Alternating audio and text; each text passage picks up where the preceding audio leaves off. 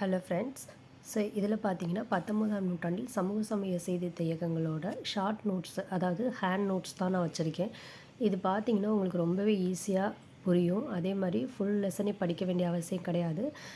யார் யார் என்ன பண்ணாங்க அந்த மாதிரி டீட்டெயில்ஸ் மட்டும்தான் இதில் நான் நோட் பண்ணியிருப்பேன். கொஞ்சம் டீட்டெயிலாக எனக்கு புரிகிற மாதிரி நோட் பண்ணியிருப்பேன். ஏன்னா நோட்ஸுன்றது வந்து நம்மளுக்கு புரிஞ்சால் போதும் அப்படின்ற மாதிரி தான் நோட் பண்ணியிருப்பேன். ஸோ இந்த மாதிரி அதே மாதிரி ஃபுல்லாக எழுதிக்கிட்டும் இருந்தால் நம்மளுக்கு டைம் வேஸ்ட் ஆகும் இல்லையா? ஸோ அதனால் சின்ன சின்ன விஷயங்கள் மட்டும் நோட் பண்ணியிருப்பேன். நம்மளுக்கு மறக்காமல் இருக்கிறதுக்காக நிறைய விஷயங்களும் இதில் ஷேர் பண்ணியிருப்பேன். வேணும்னா வீடியோ கடைசி வரைக்கும் பாருங்கள்.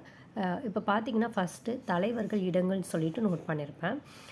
அதுக்கப்புறம் பார்த்தீங்கன்னா சீர்திருத்த இயக்கங்கள் அது வந்து நோட் பண்ணியிருப்பேன்.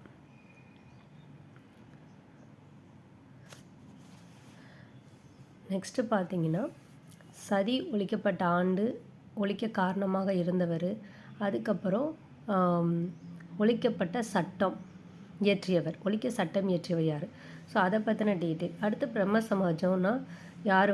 ராஜாராம் மோகன் ராய். ஸோ எந்த ஆண்டு? 1828. அதுக்கப்புறம் ராஜாராம் மோகன் ராயோட ஹிண்ட்ஸு.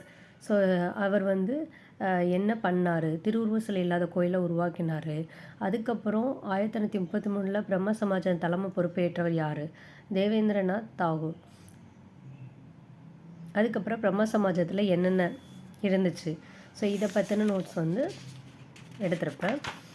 அதுக்கப்புறம் பார்த்தீங்கன்னா ஈஸ்வர சந்திர வித்யாசாகரை பற்றி முக்கியமான பாயிண்ட்ஸ்லாம் நோட் பண்ணியிருப்பேன். அதுக்கப்புறம் விதவை மறுமண சட்டம், மறுமண சீர்திருத்த சட்டம். ஸோ எதுக்காக இந்த நோட்ஸ் உங்களுக்கு நான் காமிக்கிறேன் அப்படின்னா, நீங்கள் வந்து இந்த நோட்ஸில் இருக்கிறத வந்து முக்கியமானதுக்கு நோட் பண்ணுறனாலும் நோட் பண்ணி வச்சுக்கலாம். ரொம்ப ஈஸியாக இருக்கும் நம்மளுக்கு ஞாபகம் வச்சுக்கிறதுக்கு. அப்புறம் முக்கியமான வருஷங்கள்லாம் நோட் பண்ணியிருப்பேன். விதவை மறுமண சங்கம், தக்கான கல்விக் கழகம், அதுக்கப்புறம் புனே சரவண சபா. ஸோ இந்த இதெல்லாம் வந்துட்டு நோட் பண்ணியிருப்பேன். அடுத்து ஆரிய சமாஜம். ஸோ இது வந்து பார்த்திங்கன்னா ஆரிய சமாஜம் தயானந்த சரஸ்வதி எந்த ஆண்டு, எங்கே, எப்போ, ஸோ அந்த மாதிரி நோட் பண்ணியிருப்பேன்.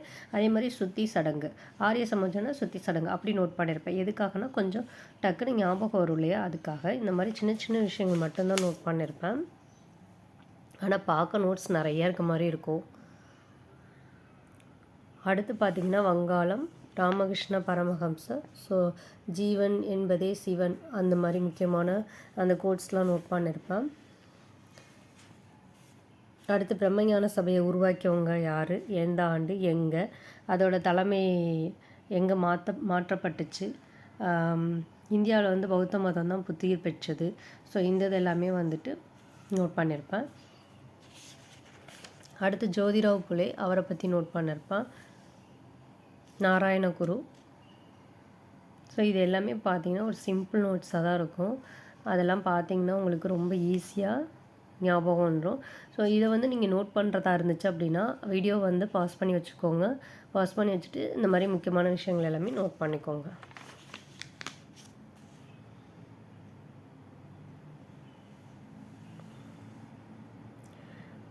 அப்புறம் சர் சையது அகமது கான், அவரை பற்றி.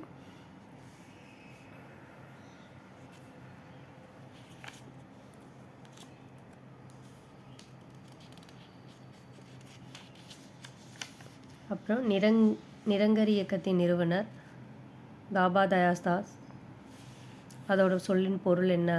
நிரங்கரி அப்படின்ற சொல்லோட பொருள் அப்படின்னா உருவமற்றது. ஸோ இந்த இதெல்லாம் கொஞ்சம் நோட் பண்ணி வச்சுக்கிறேன். அப்புறம் முக்கியமானதெல்லாம் இந்த மாதிரி இம்பார்ட்டண்ட் பாயிண்ட்ஸ் போட்டிருப்பேன்.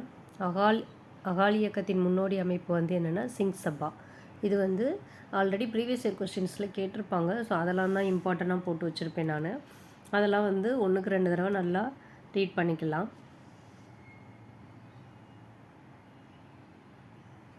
ஒடுக்கப்பட்டோரின் கோவில் நுழைவுக்கு ஆதரவாக குரல் எழுப்புவதற்காக அத்வைதானந்த சபா என்னும் அமைப்பை அயோத்திதாசர் உருவாக்கினார். ஸோ இதெல்லாம் முக்கியமானதெல்லாம் கொஞ்சம் அப்படியே லைன் பை லைனாக கொஞ்சம் நோட் பண்ணியிருப்பேன். ஏன்னா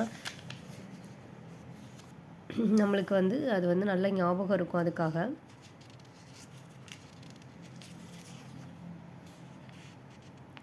உடன்கட்டை ஏறுதல் ஒழிக்கப்பட்டது வந்து 1829.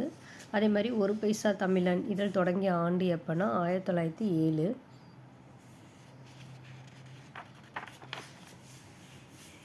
ஸோ இது வந்து நெக்ஸ்ட் பாடம் வந்துருச்சு. அவ்வளோதான். ஸோ இந்த நோட்ஸ் வந்து உங்களுக்கு ஏதாவது வகையில் ஹெல்ப்பாக இருந்துச்சுன்னா நம்ம சேனலை சப்ஸ்கிரைப் பண்ணிக்கோங்க. இந்த மாதிரி நோட்ஸ் வந்து நான் நிறைய நோட் பண்ணி வச்சுருக்கேன். அது வேணும்னா கமெண்ட் செக்ஷனில் சொல்லுங்கள். நான் வந்து எல்லா லெசனுக்குமே இந்த மாதிரி நோட்ஸ் எடுத்து வச்சுருக்கேன்னா அது எல்லாத்தையுமே உங்களுக்கு போஸ்ட் பண்ணுறேன். ஓகே ஃப்ரெண்ட்ஸ், இந்த வீடியோ பிடிச்சிருந்தா நம்ம சேனலை மறக்காமல் சப்ஸ்கிரைப் பண்ணிக்கோங்க. தேங்க்யூ.